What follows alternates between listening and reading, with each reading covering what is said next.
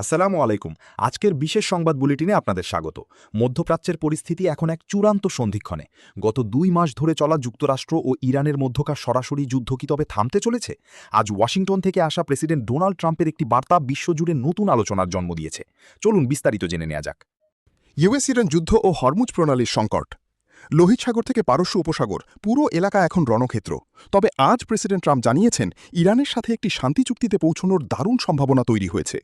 পাকিস্তান এবং চীনের মধ্যস্থতায় দুই দেশ এখন একটি এক পৃষ্ঠা সমঝোতা স্মারকের খুব কাছাকাছি। তবে এই আশার বাণীর পেছনে রয়েছে এক কঠিন হুঁশিয়ারি। ট্রাম্প স্পষ্ট করে বলেছেন চুক্তি না হলে বোমা হামলা আবার শুরু হবে। অন্যদিকে লোহিত সাগরে বাণিজ্যিক জাহাজ চলাচলের জন্য শুরু করা প্রজেক্ট ফ্রিডম সাময়িকভাবে স্থগিত করেছে যুক্তরাষ্ট্র। হরমুজ প্রণালী বন্ধ থাকায় বিশ্ববাজারে জ্বালানি তেলের দাম আকাশচুম্বী হয়েছে, যা নিয়ন্ত্রণ করাই এখন হোয়াইট হাউসের প্রধান চ্যালেঞ্জ। বিশ্লেষকরা বলছেন ইরান যদি তাদের ইউরেনিয়াম সমৃদ্ধকরণ বন্ধ করতে রাজি হয় এবং বিনিময়ে যুক্তরাষ্ট্র তাদের জব্দকৃত অর্থ ফেরত দেয়, তবেই এই ধ্বংসাত্মক যুদ্ধের অবসান ঘটতে পারে। তবে তেহরানের পক্ষ থেকে এখনও চূড়ান্ত কোনো ঘোষণা আসেনি। বিশ্ব তাকিয়ে আছে আগামী ৪৮ ঘণ্টার দিকে। রাশিয়া ইউক্রেন যুদ্ধ ও ব্যর্থ যুদ্ধবিরতি। এবার নজর দিচ্ছি ইউরোপের দিকে। ইউক্রেন রাশিয়া যুদ্ধ আজ পঞ্চম বছরে পদার্পণ করেছে, কিন্তু যুদ্ধের তীব্রতা কমেনি, বরং বেড়েছে। আজ ৬ মে রাশিয়ার বিজয় দিবস উপলক্ষে জেলেন্সকির দেওয়া একতরফা যুদ্ধবিরতির প্রস্তাব ভেস্তে গেছে। আজ ভোর থেকেই ইউক্রেনের আকাশ কেঁপে উঠেছে রাশিয়ার ড্রোনের গর্জনে। ইউক্রেনীয় প্রেসিডেন্ট ভলোদিমির জেলেন্সকি যে যুদ্ধবিরতির ডাক দিয়েছিলেন, মস্কো তা সরাসরি প্রত্যাখ্যান করেছে। গত ২৪ ঘণ্টায় ইউক্রেনের অন্তত ১১টি অঞ্চলে ড্রোন হামলা চালিয়েছে রুশ বাহিনী। অন্যদিকে ইউক্রেনও দমে নেই। তাদের ড্রোন এখন রাশিয়ার ২০০০ কিলোমিটার গভীরে গিয়ে আঘাত হানছে। বিশেষ করে রাশিয়ার তেল শোধনাগারগুলো লক্ষ্য করে চালানো হামলায় পুতিন প্রশাসন অর্থনৈতিকভাবে বড় চাপের মুখে পড়েছে। রাশিয়ার পক্ষ থেকে অভিযোগ করা হয়েছে ইউক্রেন নিজেই তাদের প্রস্তাবিত যুদ্ধবিরতি লঙ্ঘন করে ক্রিমিয়ায় ড্রোন পাঠিয়েছে। যুদ্ধের ময়দান থেকে আসা পরিসংখ্যান বলছে গত একদিনে রাশিয়ার প্রায় ১,০০০ সৈন্য হতাহত হয়েছে। ৯ মে রাশিয়ার ঐতিহাসিক বিজয় দিবসকে কেন্দ্র করে পুতিন বড় কোনো সামরিক পদক্ষেপ নিতে পারেন, এমন আশঙ্কায় সতর্ক অবস্থায় রয়েছে ন্যাটো জোট। শান্তি আলোচনার সম্ভাবনা এখানে ক্রমশ ফিকে হয়ে আসছে। সুদান গৃহযুদ্ধ ও চরম মানবিক বিপর্যয়। সুদান, নীল নদের দেশ, আজ ধ্বংসস্তূপে পরিণত হয়েছে। ৩ বছর ধরে চলা সেনাবাহিনী, এসএএফ ও আধা সামরিক বাহিনী আরএসএফের মধ্যকার ক্ষমতা দখলের লড়াই এখন এক ভয়াবহ মানবিক বিপর্যয়ের রূপ নিয়েছে। বিশ্বজুড়ে এই যুদ্ধ নিয়ে নতুন করে উদ্বেগ তৈরি হয়েছে, কারণ সংঘাতের মাত্রা এখন বেসামরিক সাধারণ মানুষের দোরগোড়ায়। খার্তুমের রাজপথ থেকে দারফুরের মরুভূমি, কোথাও আজ নিরাপত্তা নেই।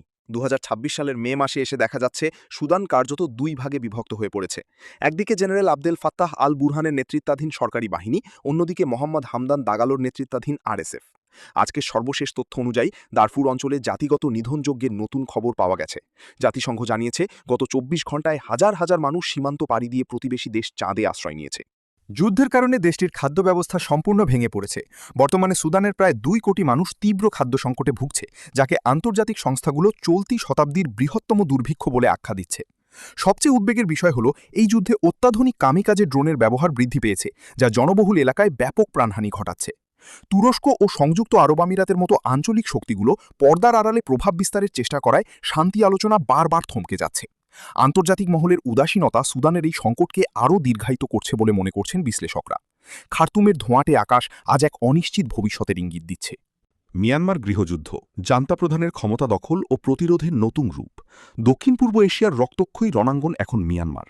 ২০২১ সালের সেই সামরিক অভ্যুত্থানের পর থেকে শুরু হওয়া গৃহযুদ্ধ ২০২৬ সালে এসে এক নতুন ও জটিল মোড় নিয়েছে। জান্তা প্রধান মিন অং লাইং নিজেকে দেশের প্রেসিডেন্ট ঘোষণা করার পর থেকেই দেশ জুড়ে বিক্ষোভ ও সশস্ত্র প্রতিরোধের আগুন আরও তীব্র হয়েছে। ইয়াঙ্গুন থেকে নেপিডো, মিয়ানমারের কোনো শহরই এখন আর নিরাপদ নয়। আজ ৬ মে সর্বশেষ খবর অনুযায়ী মিয়ানমারের জান্তা সরকার তথাকথিত নির্বাচনের মাধ্যমে ক্ষমতা পাকাপোক্ত করার যে চেষ্টা চালিয়েছিল, তা আন্তর্জাতিক মহলে তীব্র নিন্দার মুখে পড়েছে। জান্তা প্রধান মিন অং লাইং নিজেকে প্রেসিডেন্ট হিসেবে ঘোষণা করলেও দেশের অর্ধেকেরও বেশি এলাকা এখন জান্তা বিরোধী সশস্ত্র গোষ্ঠী ও পিপলস ডিফেন্স ফোর্স বা পিডিএফের নিয়ন্ত্রণে। ফিলিপাইনের সেবুতে অনুষ্ঠিত আজকের আসিয়ান সম্মেলনে মিয়ানমারের এই সংকট নিয়ে উত্তপ্ত আলোচনা হয়েছে। সম্মেলনে দক্ষিণ পূর্ব এশিয়ার নেতারা মিন অং লাইংয়ের এই স্বঘোষিত শাসনকে প্রত্যাখ্যান করেছেন। অন্যদিকে গত ৪৮ ঘণ্টায় রাখাইন এবং শান রাজ্যে সরকারি বাহিনীর সাথে বিদ্রোহী গোষ্ঠীগুলোর ভয়াবহ সংঘর্ষের খবর পাওয়া গেছে। জাতিসংঘের তথ্যমতে মিয়ানমারের এই সংঘাতের ফলে গত ৫ বছরে প্রায় ৩.৬ মিলিয়নেরও বেশি মানুষ বাস্তুচ্যুত হয়েছে। যুদ্ধের কারণে দেশটির অর্থনীতি সম্পূর্ণ ভেঙে পড়েছে। সাধারণ মানুষ আজ দিশেহারা। তবে প্রতিরোধের নতুন রূপ হিসেবে বিদ্রোহীরা এখন প্রযুক্তি নির্ভর ড্রোন ব্যবহার করছে, যা জান্তা বাহিনীর জন্য বড় মাথাব্যথার কারণ হয়ে দাঁড়িয়েছে।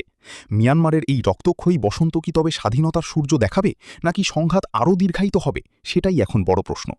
ইথিওপিয়া সংকট, তিগ্রেতে ফের যুদ্ধের দামামা। বিশ্ব যখন মধ্যপ্রাচ্য ও ইউক্রেনের দিকে তাকিয়ে, তখন আফ্রিকার সিং হিসেবে পরিচিত ইথিওপিয়ায় ফের বেজে উঠেছে যুদ্ধের দামামা। 2020-22 সালের সেই রক্তক্ষয়ী গৃহযুদ্ধের স্মৃতি কাটিয়ে উঠতে না উঠতেই আজ 6 মে 2026-এ তিগ্রে অঞ্চলে নতুন করে সামরিক উত্তেজনায় চরমে পৌঁছেছে। কি ঘটছে সেখানে? ইথিওপিয়ার উত্তরখণ্ড আজ আবার এক চরম অনিশ্চয়তার মুখে। তিগ্রে পিপলস লিবারেশন ফ্রন্ট বা টিপিএলএফ আজ সকালেই ঘোষণা করেছে যে তারা তাদের ভেঙে দেওয়া আঞ্চলিক পার্লামেন্ট পুনরায় বহাল করেছে এবং অন্তর্বর্তীকালীন প্রশাসনকে আর স্বীকৃতি দিচ্ছে না। বিশ্লেষকরা সতর্ক করে দিয়ে বলছেন, এই পদক্ষেপ আদ্দিস আবাবার কেন্দ্রীয় সরকারের সাথে সরাসরি সংঘাতের পথ তৈরি করছে। আদ্দিস আবাবা থেকে পাওয়া খবর অনুযায়ী ফেডারেল সরকার তিগ্রে অঞ্চলে পাঠানো সব ধরনের রাষ্ট্রীয় অর্থায়ন এবং মানবিক সাহায্য বন্ধের হুমকি দিয়েছে। এমনকি প্রতিবেশী দেশ সুদানের সাথে সীমান্ত উত্তেজনা এবং ড্রোনের আনাগোনা পরিস্থিতিকে আরও ঘোলাটে করে তুলেছে। ইথিওপিয়ার সরকার অভিযোগ করেছে যে বিদেশি শক্তির মদতে এই অঞ্চলে আবারও অস্থিতিশীলতা তৈরির চেষ্টা চলছে।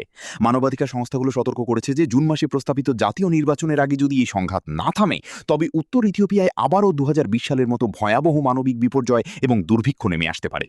তিগ্রের সাধারণ মানুষ এখন ফের ঘর ছাড়ার আশঙ্কায় দিন গুনছেন। আন্তর্জাতিক সম্প্রদায়কে এখনই মধ্যস্থতায় এগিয়ে আসার আহ্বান জানিয়েছে জাতিসংঘ। এই ছিল এখনকার মতো যুদ্ধের সর্বশেষ আপডেট। বিশ্ব রাজনীতির আরও খুঁটিনাটি খবর জানতে আমাদের সাথেই থাকুন। ধন্যবাদ।